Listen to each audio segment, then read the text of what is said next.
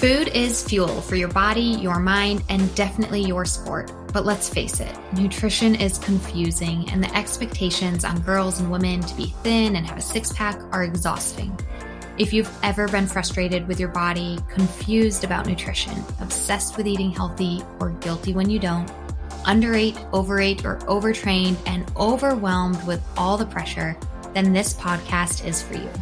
Nutrition can be easy, you can take control of it, but it might start with letting go of control by asking for help and making a change.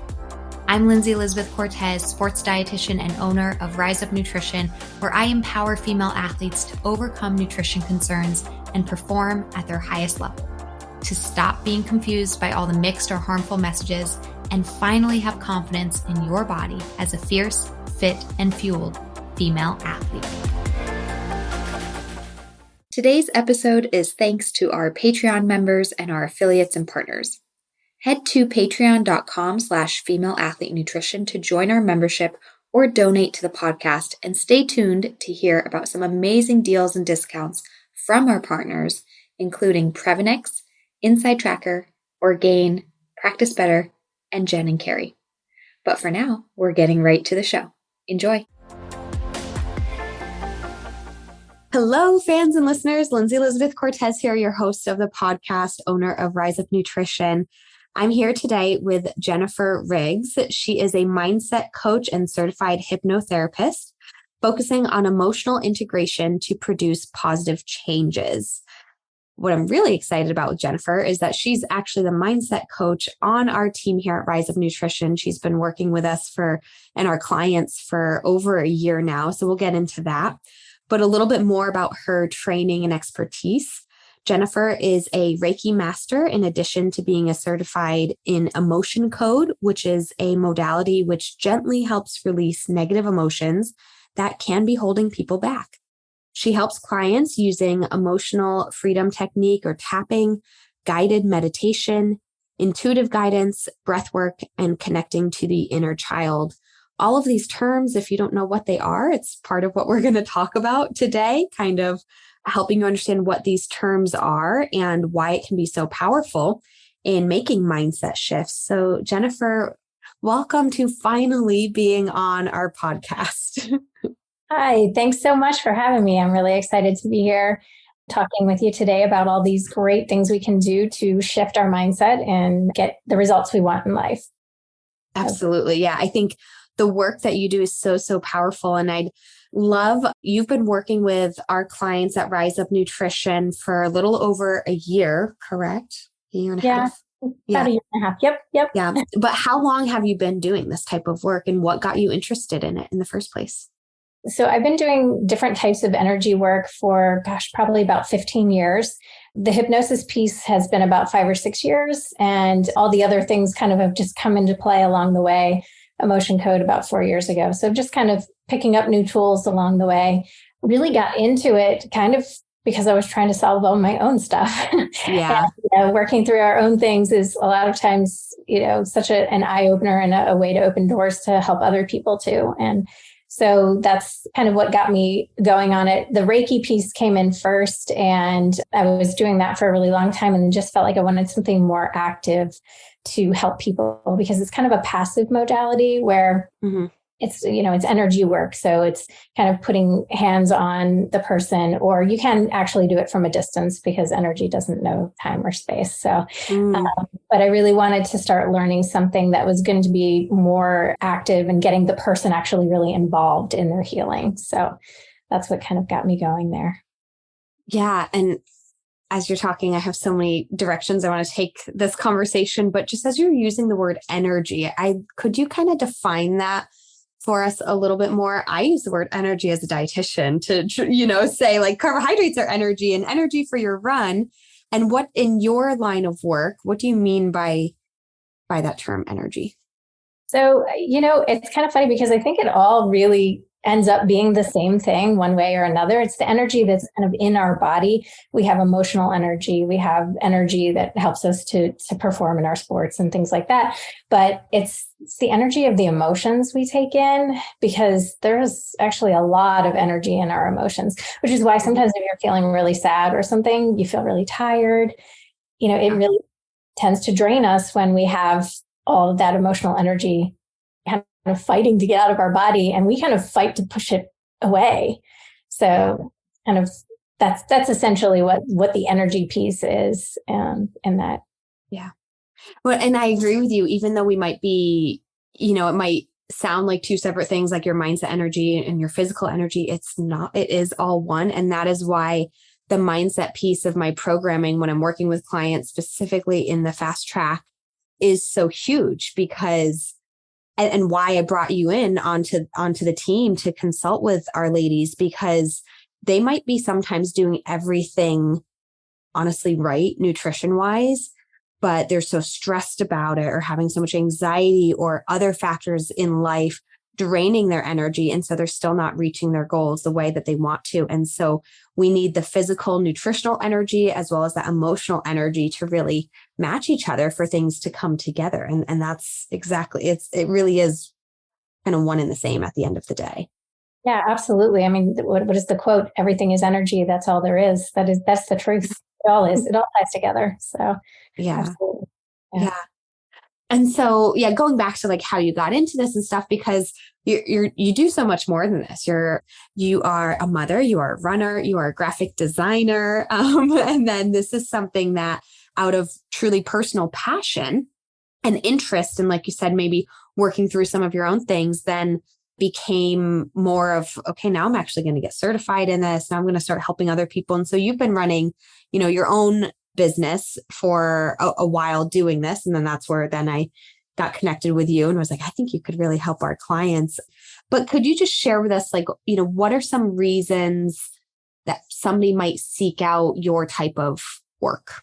So when we end up kind of in those places where we're feeling depressed or kind of overwhelmed in life, stressed, when we're struggling with addictions, whether they be, exercise addictions or substance addictions, eating disorders, obviously that's something that we talk about a lot.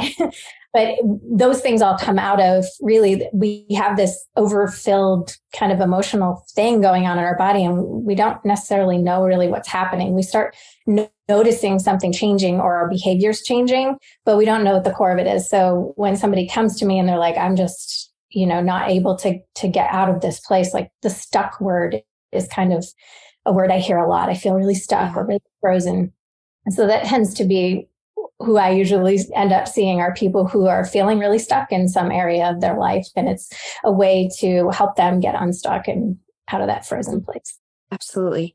And that's honestly too, when our clients start our programming, and then, I just want to share with our listeners really quickly, what you do with Rise Up Nutrition is you host a group call once a month on just a deep dive topic of these, of improving your mindset, releasing those emotions. So some of your talks were talking about how to stop negative self-talk and step into more positive self-talk, or how to work through limiting beliefs, or how to step into a mindset of abundance instead of scarcity. Those are some of the things that you provide to our clients on a group level once a month.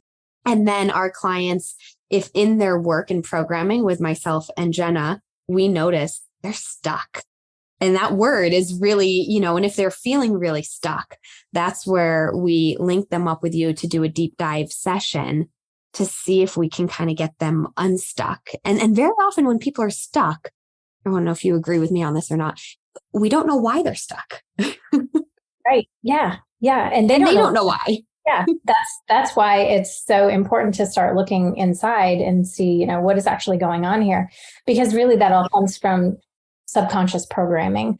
We are working out of our subconscious mind way more than we realize. And, that's where the hypnosis, the hypnotherapy that I do comes in, because our emotions and everything are really the thing that's driving us and keeping us in that stuck place. So when people think about hypnotherapy, a lot of times they think of like, oh, you're going to put me in a trance. No, I'm going to take you out of your trance. I'm going to take you away from that trance you're in that says, I must always eat these things or do these things or behave this way, because it's not producing the results you want. So what we want to do is go in and get into that subconscious mind and break the trance. And so that's what's so powerful, when we are stuck, is to go in and get out of the trance.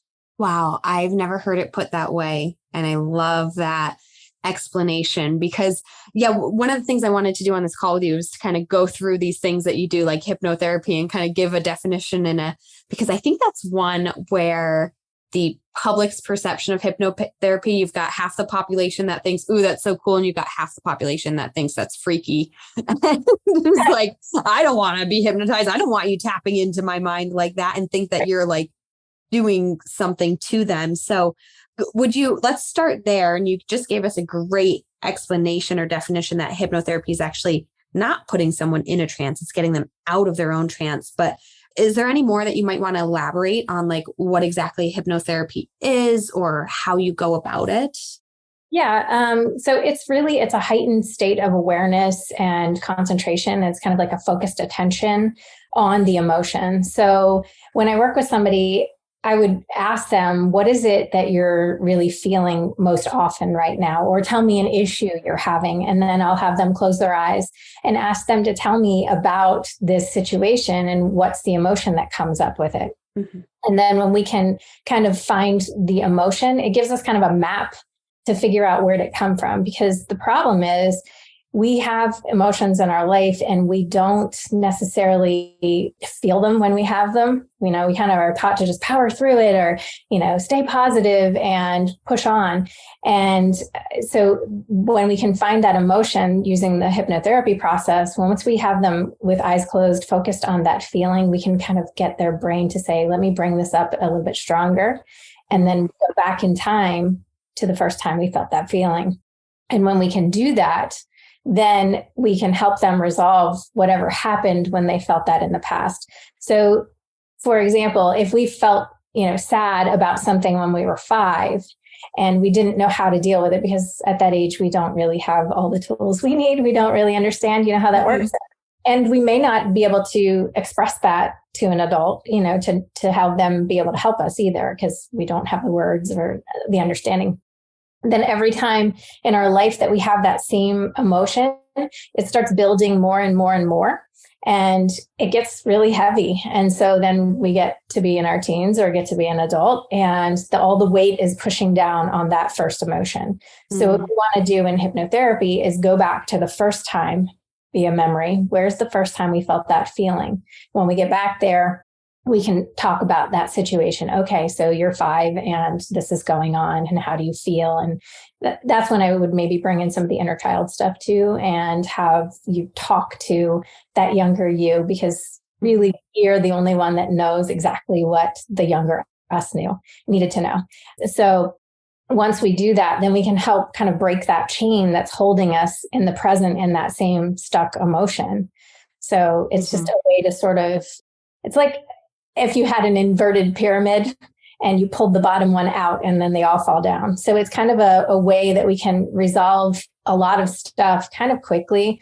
You may have other things you need to go back and look at in your life that might still be, but it takes a lot of that pressure off if we can go back and look at it. So by accessing our subconscious mind and those feelings, then we can produce these positive changes, that release those things that are holding us back today. Yeah. Yeah. And it definitely makes sense that if you don't work through something that, affected you maybe as your younger self or just early on in your life, it just keeps piling on.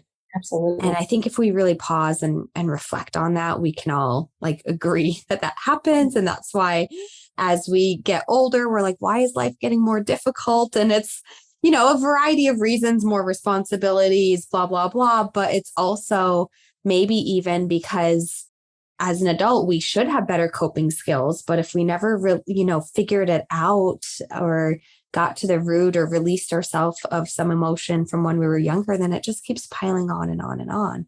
Absolutely. Yeah. And so we're so taught and conditioned that and we see this a lot on social media too, like, the positivity thing, like I'm all about positivity, but if you have something negative and you're trying to cover it with something positive, eventually that negative thing is going to come back. So it might help you for a little while, but it's like painting over a dirty surface. We can't do that. We have to clean the wall first before we paint it. So that's what we do in the hypnotherapy process. So it's really not anything scary. It's a very light state of hypnosis. And it's just a way to really get in touch with your inner self and your inner feelings.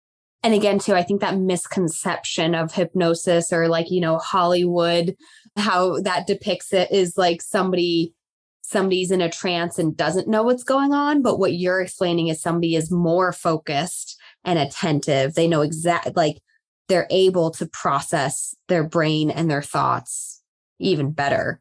Absolutely. As they're going through this with you. Yeah.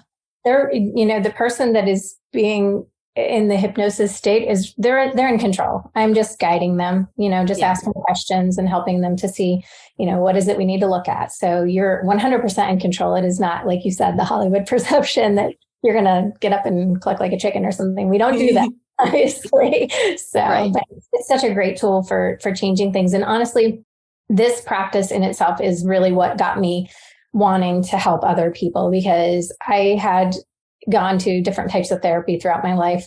And while they were all helpful in their own way, this was the one that really helped me change some things in a major, major way to really be able to become the person that I want to be. So, yeah. I really do have to vouch for it as well, that I discovered this type of work going through it myself, probably around age 29.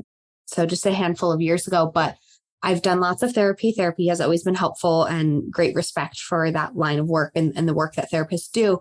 But there was something different about having a session like this. And I did them virtually and over the phone even. And it was just somebody with a skill set of yours at the time. I didn't know you at the time, but who was just guiding me.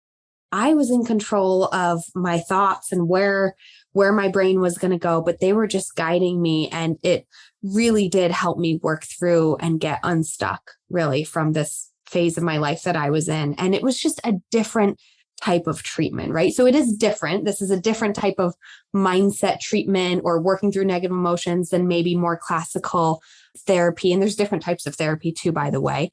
But this is just something different that people can explore. And as you shared, it made a big difference in your life. And I'll share as well that it made a big difference in my life too. So yeah, it's definitely a powerful tool. And again, I agree with you. Like I'm all for any type of therapy. It's just that this one seemed to do something for me that other things weren't quite getting to. So wanted to help others with it too. Yeah. Hey fans, I hope you are enjoying this conversation so far, and we'll be back to it in just a moment. But first, I want to pause and let you know that this episode is brought to you by the Female Athlete System of Transformation, aka the Fast Track to overcome disordered eating and use food as fuel to perform at your highest level. The Female Athlete System of Transformation is my unique program and proven systems to guide female athletes to understanding and implementing the proper nutrition for their sport, life, and health. Myself and my team of registered sports dietitians work one-on-one with clients to address their unique needs and counsel them through the nutritional and behavioral changes needed. Many female athletes who resonate with disordered eating, mental guilt around food and body, relative energy deficiency in sport or female athlete triad, amenorrhea, repeat injuries due to negligent nutrition, or frankly, just a lack of knowledge and understanding on their fueling needs, have seen incredible success in the Fast Track. After years of working as a sports RD, I've compiled the most effective ways for female athletes to learn nutrition, be supported, be challenged, and ultimately find their success with fueling as fast as possible. So don't wait another day. Get to your goals faster by joining the Female Athlete System of Transformation. Look in the show notes or head to the website to book a free call and learn more. Okay, now let's get you back to the conversation. Enjoy. You also brought up inner child work, which you kind of already explained. It's going back to that younger self. Do we all need that? Like, are all of our problems stemming from childhood, or? I think the core of who we are comes from in childhood. That's where we kind of start developing, our sense of self, and that time period from like 0 to 5, 7-ish, we're kind of absorbing everything that's going on around us and like what we see and perceive from our authority figures. And so going back to that inner child is absolutely helpful. We can get a lot of answers from that. Obviously, we have traumas and things that happen later in life that, aren't associated with childhood. And I don't like people to get a misconception either. Just because we have to go back to that younger you does not mean that, your parents did something wrong. I mean, sometimes that's the case, but like, it's not like it's not everybody does not have that issue. Right. Is that's where the answers are, because we know ourselves what we need and what we needed. And so by going back and just kind of having those conversations, it's really something you can do anytime on your own, is just closing your eyes and just like asking, is there a younger me who needs to talk? And just let it come up. It's almost like having like a dream, like you just see it in your mind. You might see yourself and be able to have that conversation. Oh, you feel sad? Well, what do you feel sad about? And just kind of as if you were talking to a child in front of you, talking to yourself and giving that back to yourself. So. Yeah. And totally. Like I do just want to be clear. I'm coming from a place where I really had a wonderful childhood and great parents. But as I have done some of this work, it's just interesting how childhood memories come up, because your brain is just so youthful and so developing. And it's weird what feelings you have as a child and how you perceive the world, and I think in the space of nutrition and body image, like as I've kind of dove into this, like, man, the thoughts that I have this vivid, memory of the first time I became self-conscious about my body at a young age.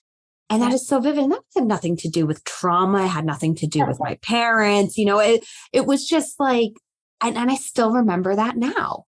Yeah. And I honestly, though, probably only truly have narrowed it down to that moment or something, because I've done this type of work.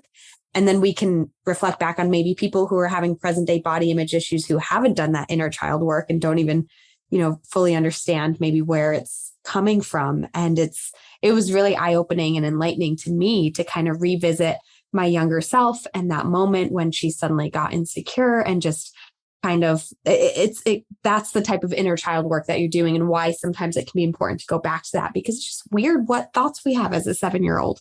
Isn't it?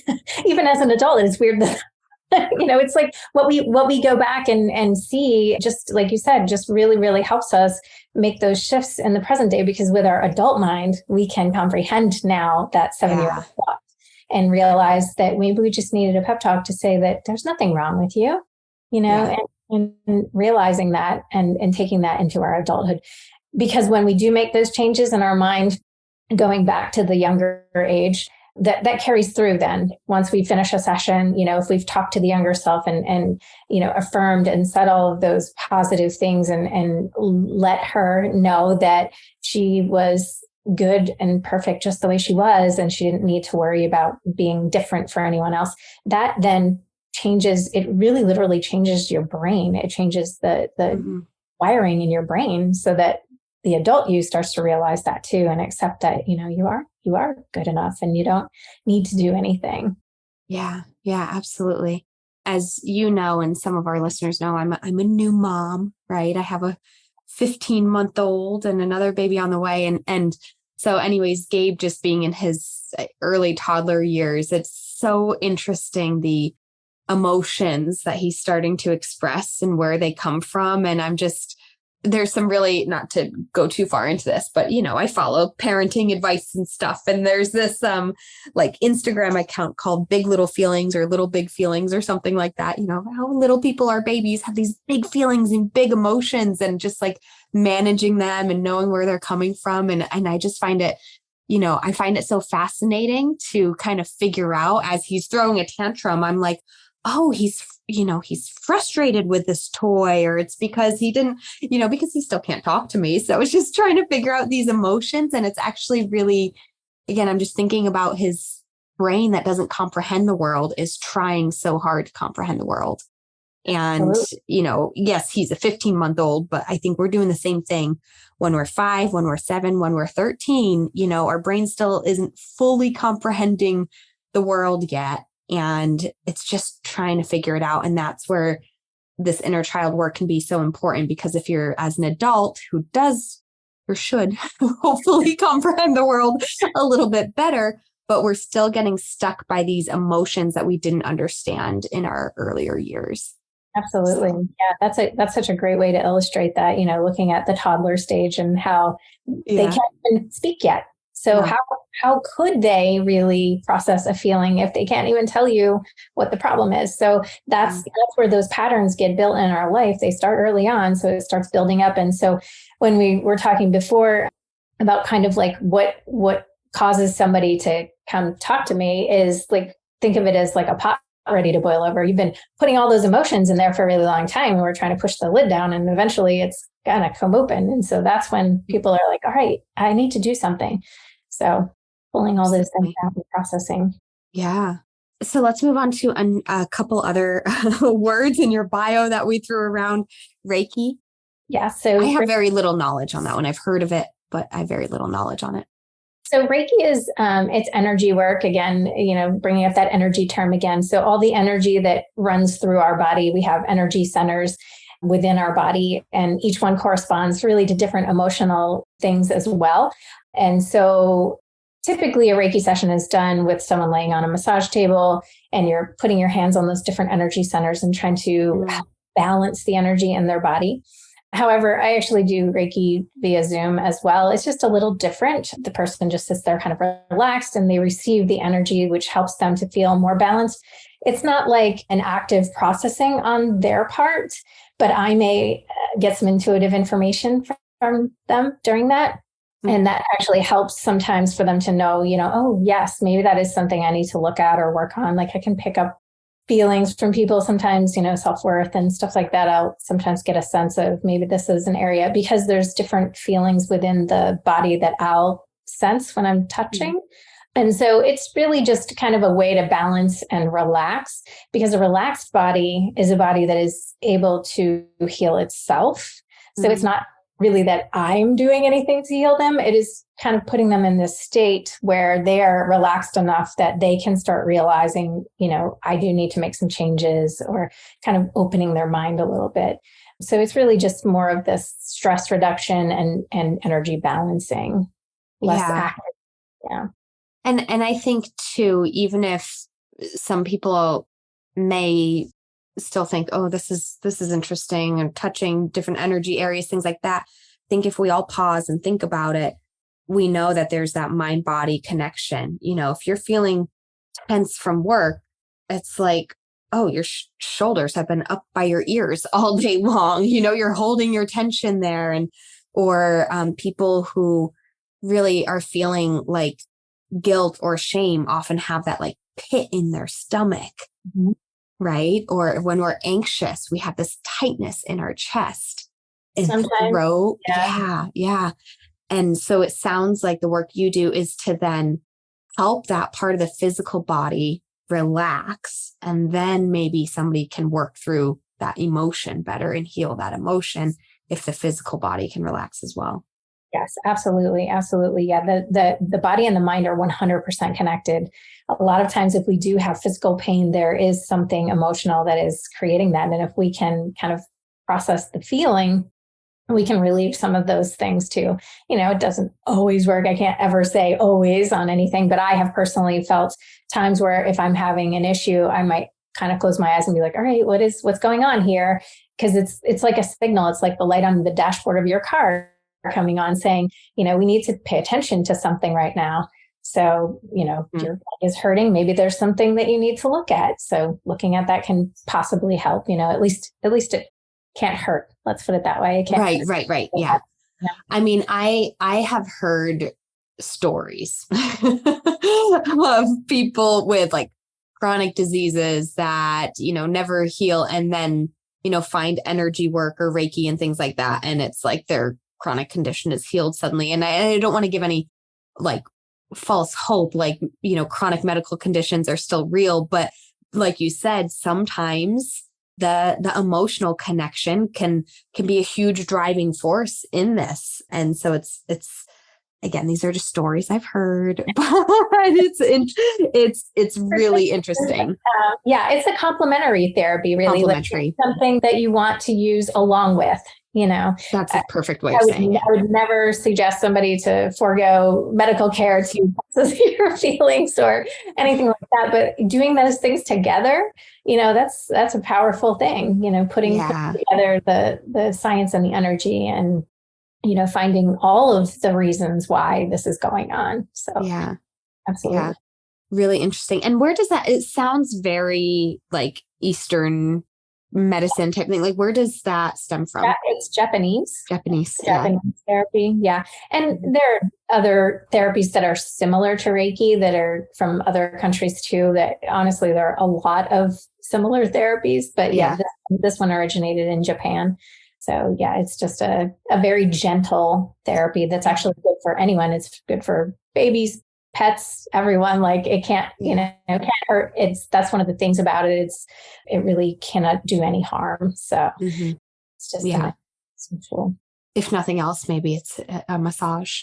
It's not like you're not manipulating the body like a massage would. I'm literally like putting my hands and leaving them in a spot for like 5 minutes, just kind of feeling the energy and letting their body process it. It's clearing blockages, basically. Yeah. Interesting. Very interesting. Okay. And then let's see, another term in your bio that we were reading. Oh, emotion code. You're certified in emotion code. Emotion code is another energy-based therapy, but it's sort of, to me, a little bit like hypnosis. It's kind of combining Reiki and hypnosis in my view. That's how it feels to me. It's not as deeply involved in the emotion as hypnotherapy is. Whereas, during a hypnotherapy session, there may be some really intense emotions. So I might get very angry or cry like a lot. It's gentler than that. And it's really it's an applied kinesiology muscle test to get the responses from the body. So what that means is subconsciously, we know when something's off, but consciously we might not have the answer. Yeah. So here's an illustration. If you've ever been to a buffet where they have every kind of food you can imagine, like on a cruise ship or just like anything you ever want, right? Mm-hmm. If you walk up to a place where they have your very favorite foods, your body will naturally lean forward towards it. That's a yes. That's I want that. I like that. Yeah. The next station, and it is your least favorite food, your body will naturally pull back from it. And it's really kind of cool to kind of play with this a little bit. If you were kind of standing up and I asked you to say what your name was and you said your name, your body would naturally move forward without you deciding to do that. If I asked you to say that your name was something else, your body would move backwards. It's just fun. It's kind of fun. But the answers are coming from your subconscious.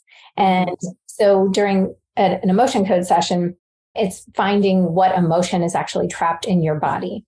So if you think of emotions as a ball of energy, and every emotion is a ball of energy, as they kind of start filling your body, it starts to get really crowded. We have all these balls of energy crowding in our body. So during the emotion code, we can ask your subconscious, is this the emotion that we need to release right now? And there's a chart that kind of goes along with it and everything.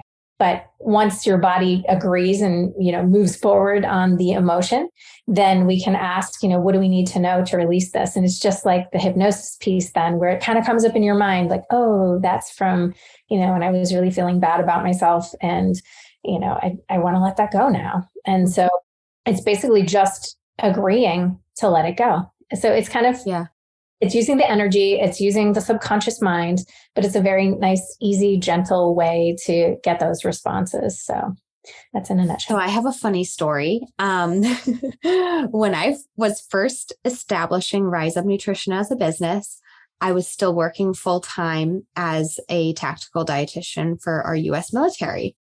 And I was spending massive amounts of money on business coaching to try and figure out how do I make my business work. But I'm spending all this money and I'm still not making money, but I've got this other job holding me back because I don't have the time to put into Rise Up Nutrition because I've got a full-time job.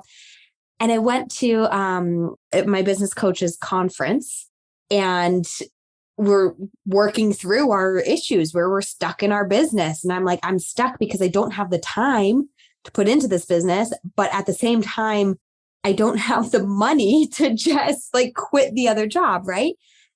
And in front of everybody, my business coach had me stand up and close my eyes. And I took a few deep breaths. And then he asked me, I forget exactly what the question was, but like, do you want to quit your military job? And my body started leaning forward, and I took a step forward. And he said, that's yes. You want to quit your military job because your body went forward. I was like, what? No. And then he said, okay, well, we'll redo it. And he asked me in like a different way, or I think he asked me like, do you want to invest fully in Rise Up Nutrition? And my body leaned forward for yes. And it was so like, it was just, I did feel like it didn't feel like anybody was playing tricks on me. He didn't even tell me you're going to lean forward or backwards. Like my body just did that. Right. And it felt like my intuition. It felt like my own answer, Mm-hmm. And as you've been leading us through all of these, so that's my funny story. That's a great story, but that's such a great illustration of how it works. Really, it's your subconscious giving you the answer. Yeah. And that's what I did. Here we are. Rise Up Nutrition is business. And it was the right thing to do. Consciously, your brain was going, oh, it's scary. I can't do this. But subconsciously, you knew you could do it. So let's exactly. Move. Yeah. So that's so awesome. I'm so glad you brought that up. And I had that memory. And again, as you're explaining all these things that you do, it's just very prevalent to me that the work you're doing is just frankly, guiding people to find their own answers and solutions and to get themselves unstuck. And it's like, that's really what you're doing. Is like people already might have that intuition or that gut instinct or have the memory or have the knowledge locked in their brains somewhere, or maybe locked in their body somewhere. And you're guiding them on discovering that or releasing that or letting that go or moving forward with what they maybe already even know. Absolutely. We 100% have all of the answers to every question we will ever ask ourselves. It's all in our subconscious. We just tend to avoid it. So if we really dive in and ask those questions, and like you said, that's what I'm helping people do, is find out what is your truth, what is what you really truly want, not what you think everyone wants you to want, but what do you want? Thanks to Inside Tracker, I can get insights and feedback on my blood biomarkers whenever I want to. No more waiting for doctor's visits and them telling you you're fine. Instead, you are in control of your health with Inside Tracker. For 20% off any of their products, blood biomarker testing, DNA kit, inner age, head to InsideTracker.com and use the code RISEUP. Take your health into your own hands. Health, wellness, and fitness coaches, listen up. Practice Better is the all-in-one platform that I use to manage my business and my clients. From client scheduling and messaging, hosting sessions, taking notes, creating modules, invoicing, telehealth, building reports, and more, Practice Better is the better way to manage your practice as a nutrition or health or fitness coach.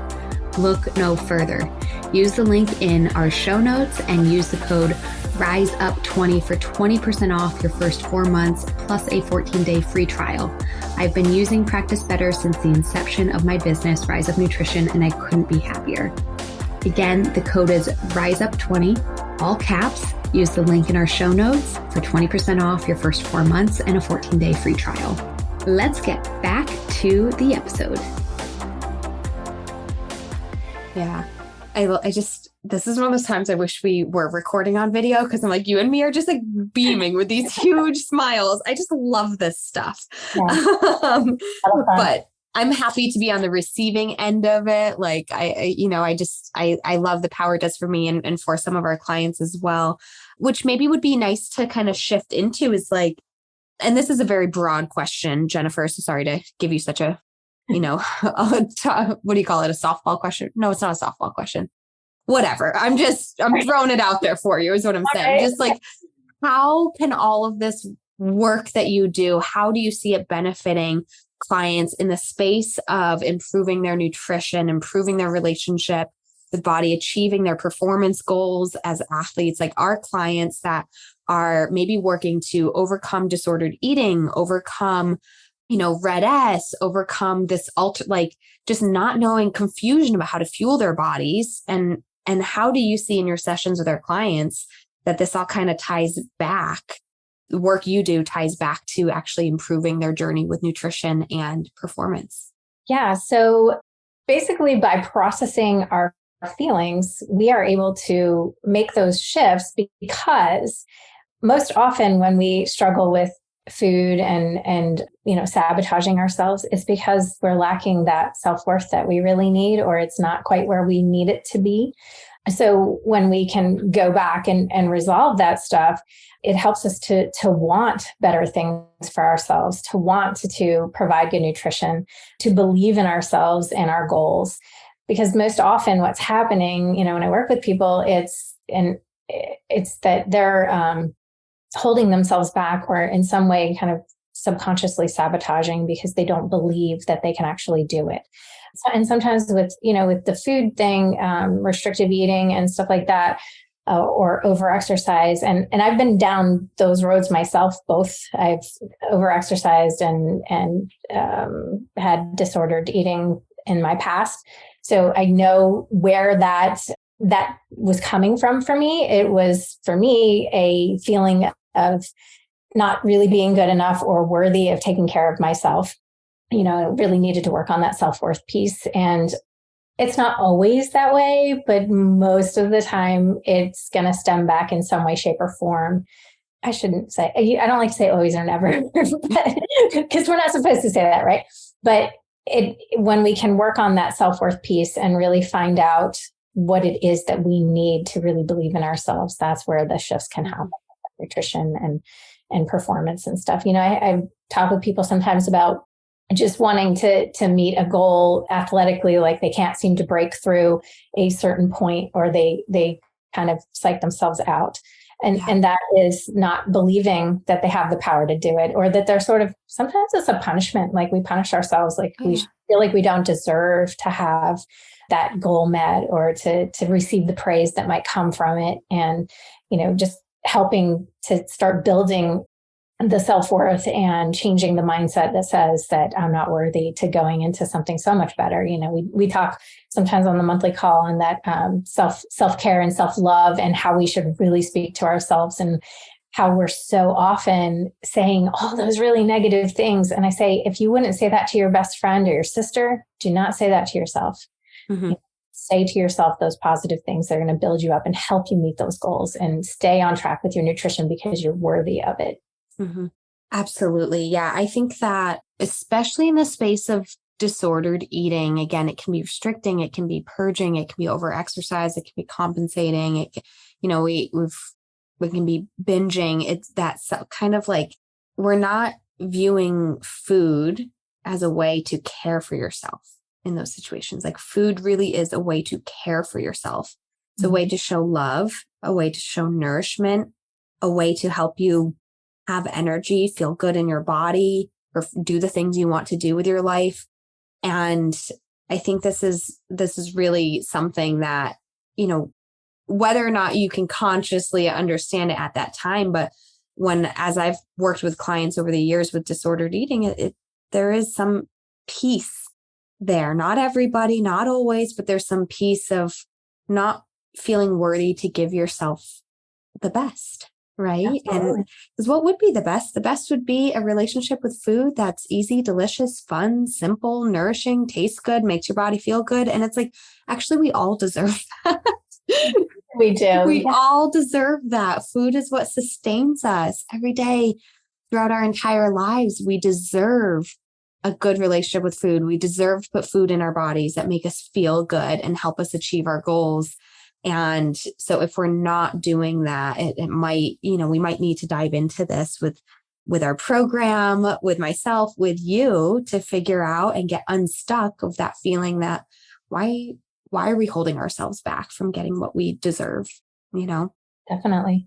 And again, we work in the space of athletes where I think a lot of us, this comes up on our group calls a lot. You and I both are runners, and this comes up on our group calls a lot of like getting to the starting line and like psyching yourself out of like, oh, I don't know if it's going to be a good race, like, and we just say these things, or like people will ask you, especially in like more the distance running, like signing up for a 10K or 5K or something, like, oh, are you going to try and like PR today? Oh, maybe, I don't know. I'll see how it feels. Like we always like talk ourselves down instead of allowing ourselves to, I think, opening ourselves up to the potential that we could, let's PR. Let's show up to the starting line saying, I'm going to PR today.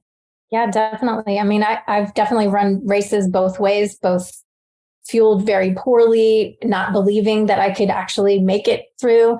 And then also doing it the other way where I've been fueled and feeling positive. And those finish line pictures are so different. The one feeling complete defeat and the other feeling joy and realizing that I'm worthy of that. And we all are. We're all worthy of crossing that finish line with the joy and knowing that, I did the best I could today. And maybe I PR'd, maybe I didn't, but that's okay. Either way, just accepting that.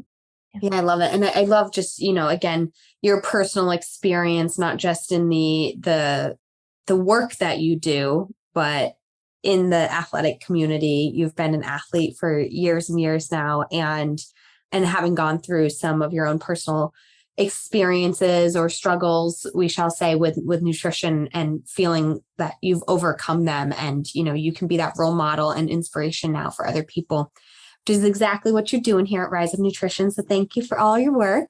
But I do want to give you a moment, Jennifer, too, because you are your own entity and you do have some things in the works coming up, and we'll have you come back on the podcast in the future. But I wanted to give you a moment to just kind of share more about, the work that you do and things you have coming up in the future from your own business perspective. Thank you.